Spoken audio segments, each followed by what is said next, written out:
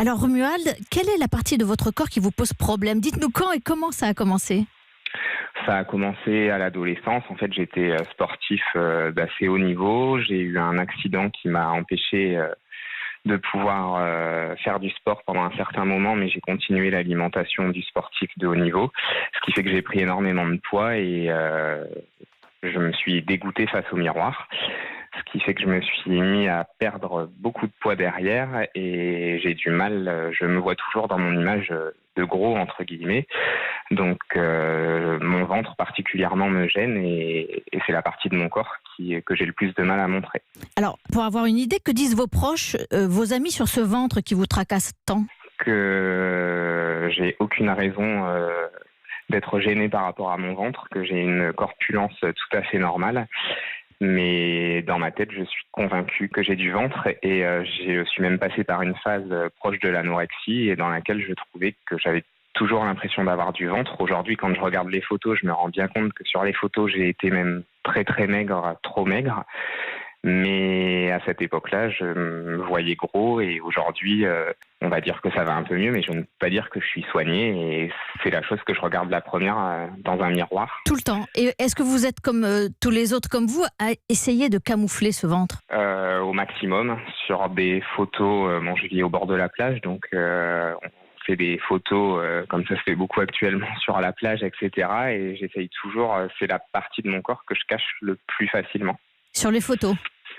Sur les photos, je me débrouille toujours pour avoir un bras devant le ventre, pour être légèrement tourné de côté, pour avoir l'apparence du ventre le plus fin possible. Et à votre bureau aussi, vous dites que vous cachez, enfin vous essayez de le camoufler ce ventre?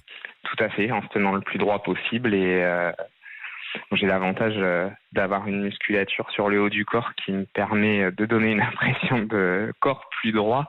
Mais en effet, je bloque ma respiration quand je me retrouve observé par quelqu'un et j'essaye de rentrer le ventre au maximum.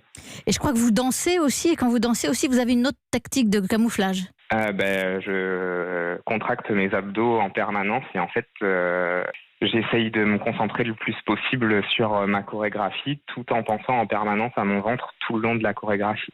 Est-ce que vous avez le sentiment d'y penser tout le temps à ce ventre qui vous tracasse comme ça? J'y pense, oui, régulièrement quand même. Il occupe une partie de ma tête et je peux pas dire que je n'y pense pas. La plupart du temps, dans la journée, j'y pense au moins une dizaine de fois. Et comment vous faites quand vous devez vous déshabiller dans les vestiaires, par exemple, ou même dans l'intimité?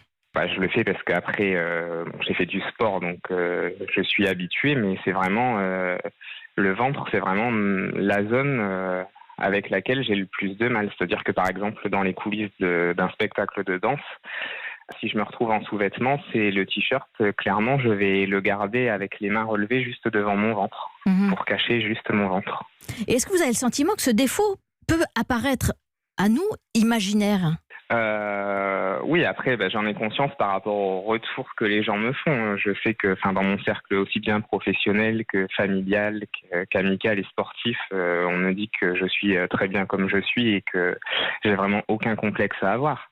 Mais après, je pense que c'est ancré en moi et psychologiquement, j'arrive pas à passer au-dessus de ça et c'est vraiment ce qui me bloque. Mais donc ça veut dire que vous en avez conscience, mais est-ce que vous avez déjà tenté quelque chose pour justement lutter contre cette obsession? Consulter un psychologue par exemple? Absolument pas. Après, j'essaye parfois de me convaincre, mais grâce justement à certaines photos qui peuvent me mettre plus ou moins en évidence qu'en effet, il n'y a pas tant de ventre et de gras que ça, mais ça reste compliqué. Et est-ce que vous avez le sentiment que ça vous fait souffrir? Oui, dans un certain sens, oui, ça me fait souffrir, puisque de toute façon, ça m'empêche de vivre certains moments pleinement, puisque ma tête reste plus ou moins obsédée par ce défaut visuel, avec tous les médias, etc., Instagram, et toutes ces photos qui sont certes retouchées, mais qui nous laissent l'apparence de personnes parfaites.